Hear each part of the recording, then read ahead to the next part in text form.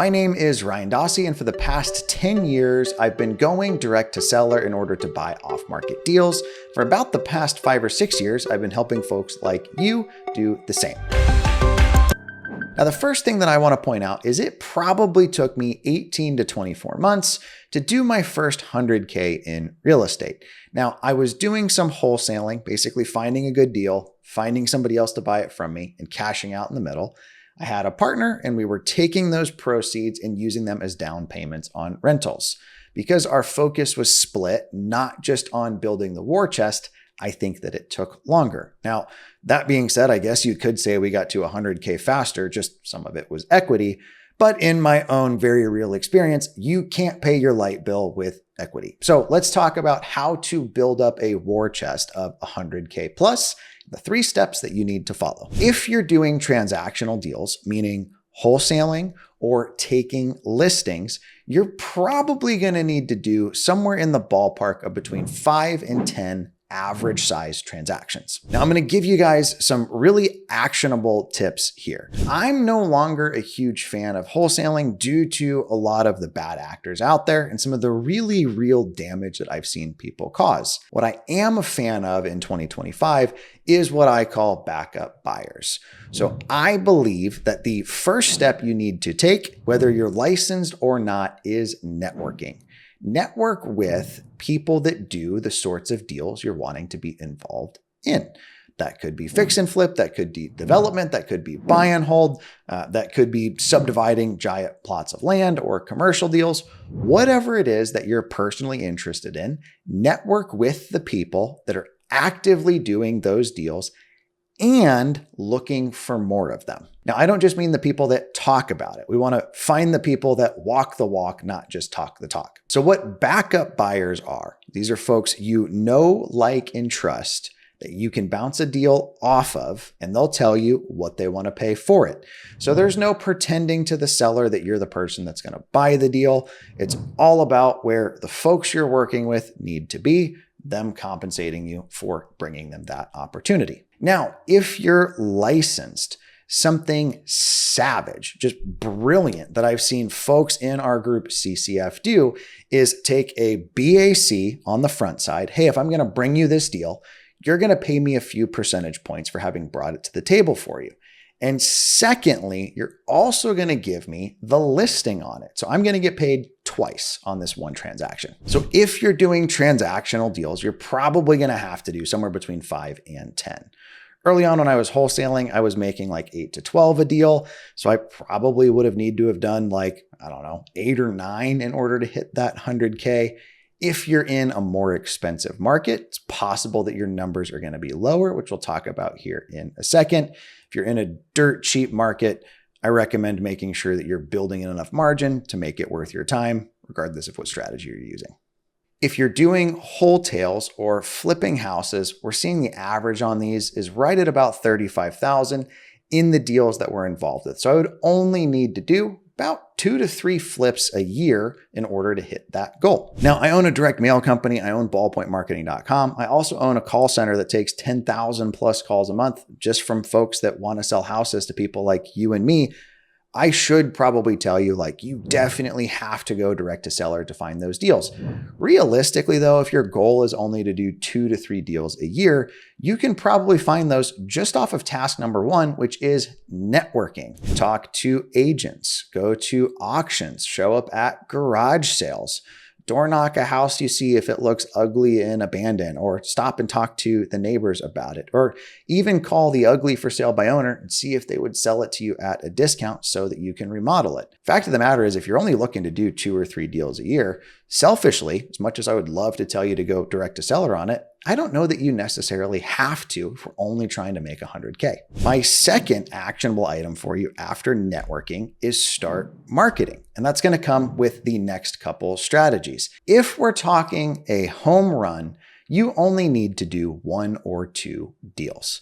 Now, in order to make 50 to 100K per transaction, you're probably going to have to market for either a really good deal or a really interesting asset class. The likelihood that somebody is going to just bring you an opportunity with 100K of upside on it for you is probably pretty low unless it's a really big project, something like a development or an addition to a home, or you're doing something creative like adding an ADU. Somebody's probably not going to just drop in your lap a deal you make $100,000 on doing a carpet and paint remodel. You're gonna have to market for those home runs, which kind of brings me to like a side point, which is the percentage of the property's value that you're playing with versus that $100,000. If you're in a market like Detroit and the average price in the zip codes you're playing with is 100 or 150 grand, that's a pretty substantial percentage of that property's total price versus what you're hoping to make, versus if you're in San Diego where a starter home is $1 million, well, that's 10% versus 100% of one home's value. Which, when we're talking about networking and marketing, brings us to, should we explore other asset classes like more expensive properties, or like apartment complexes or self-storage deals or development opportunities? Speaking bluntly, I know people that do commercial deals that make $100K on a project, and oftentimes it's less work or the same amount of work that somebody else is putting in to find like one wholesale deal. If I really am beginning with the end in mind and the goal is literally just how do I make $100K, I would argue it's going to probably be easier for you to find just one deal than it is going to be for you to find 5, 10, or more. The third step that you have to take is pitching the opportunities that you find. I'm going to tell you about the real estate deal that put me full-time in my career. It was a triplex that my wife's grandparents owned. Now, a real estate agent had the home listed on the market for a pretty significant amount of time. I want to say it was like 9 months to a year, and wasn't really selling, no bites, no interest.